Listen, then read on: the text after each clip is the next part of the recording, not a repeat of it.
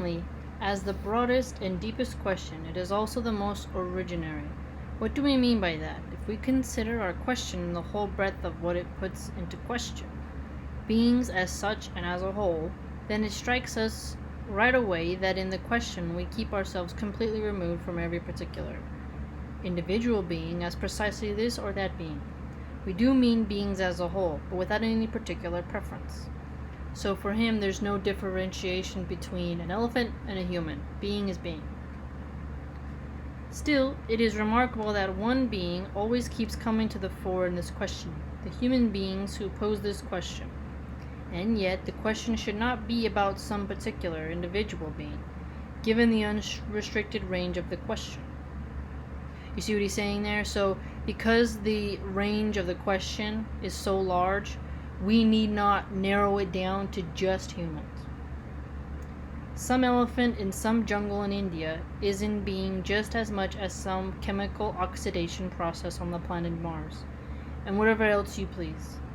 Thus, if we properly pursue this question, why are there beings at all instead of nothing? In its sense, as a question, we must avoid emphasizing any particular individual being, not even focusing on the human being. For what is this being after all? Let us consider the Earth within the dark immensity of space and the universe. We can compare it to a tiny grain of sand. More than a kilometer of emptiness extends between it and the next grain of its size. On the surface of this tiny grain of sand lives a stupefied swarm of supposedly clever animals, crawling all over each other, who for a brief moment have invented knowledge.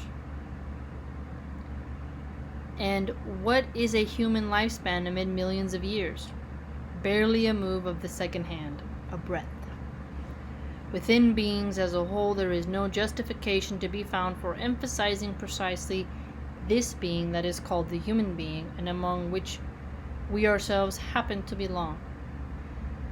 But if beings as a whole are ever brought into our question, then the questioning does come into a distinctive relation with them. Distinctive because it is unique, and beings do come into a distinctive relation with this questioning. For through this questioning, beings as a whole are first opened up as such, and with regard to their possible ground, and they are kept open in the questioning. The asking of this question is not, in relation to beings as such and as a whole, some arbitrary occurrence amid beings, such as the fallings of raindrops. The why question stands against beings as a whole, so to speak, stands back from them, though never completely. But this is precisely how the questioning gains its distinction. What is asked in this question rebounds upon the questioning itself. So that is almost Hegelian in the sense, what he just said right there, because it rebounds back onto itself. For the questioning stands against beings as a whole, but does not, after all, wrest itself free from them. Why the why? What is the ground of this? Why question itself? A question that presumes to establish the ground of beings as a whole. Is this why, too, just asking about the ground as a foreground, so that it is still always a being that is sought as what does the grounding? In this first question, not the first in rank after all, as measured by the intrinsic rank of the question of being and its transformations. To be sure, whether the question, why are there beings at all instead of nothing, is posed or not makes no difference whatsoever to beings themselves. The planets move in their orbits without this question. The vigor of life flows through plant and animal without question. Interesting, so we're going to get into it, I feel. But if this question is posed, and provided that it is actually carried out, then this questioning necessarily recoils back from what is asked and what is interrogated, back upon itself. Therefore, this questioning in itself is not some arbitrary process, but rather a distinctive occurrence that we call a happening. Okay, family, so with Heidegger, we gotta really write down and keep track of his terms like being, Dasein, happening, because he will definitely reuse this. So we're gonna write on the side the happening. This question and all the questions immediately root in it, in which this one question unfolds. See, unfolding, that's also very Hegelian. Sorry, pardon me, I keep interjecting. This why question cannot be compared to any other. It runs up against the search for its own why. The question, why the why, looks externally, and at first like a frivolous repetition of the same interrogative that could go on endlessly. It looks like an eccentric and empty rudimentation about insubstantial meanings of words. Certainly, that is how it looks. The only question is whether we are willing to fall victim to this cheap look of things and thus take the whole matter as settled, or whether we are capable of experiencing a provocative happening in this recoil of the why question back upon itself. But if we do not let ourselves be deceived by the look of things, it will become clear that this is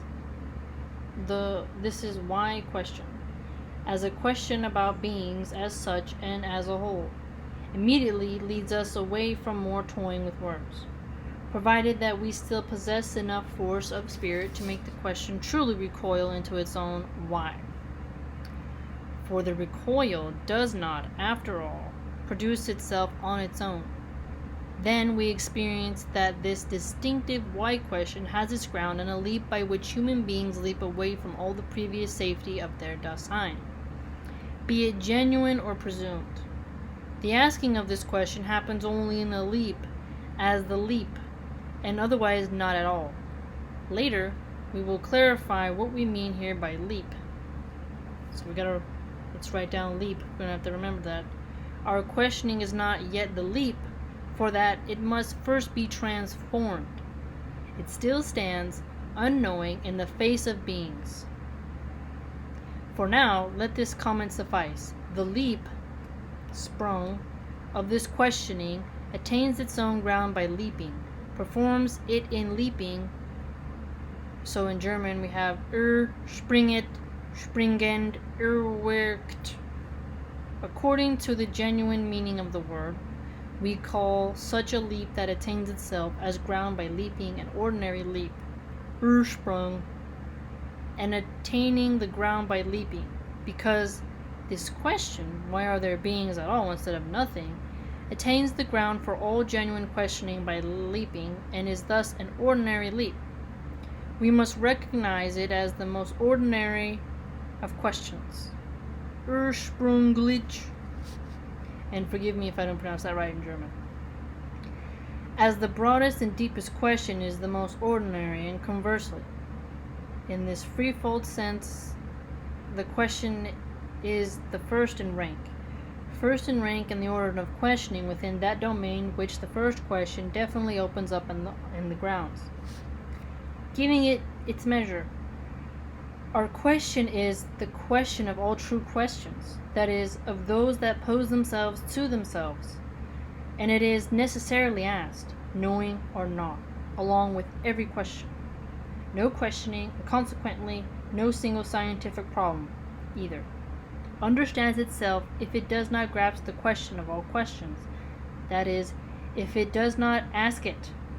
We want to be clear about this from the start.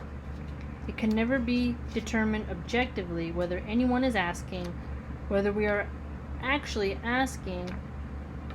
Sorry, family, these pages are stuck together. Question.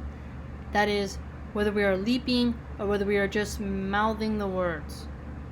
The question loses its rank at once in the sphere of human historical Dasein, to whom questioning as an ordinary power remains foreign. Okay, family, we're going to end this part here.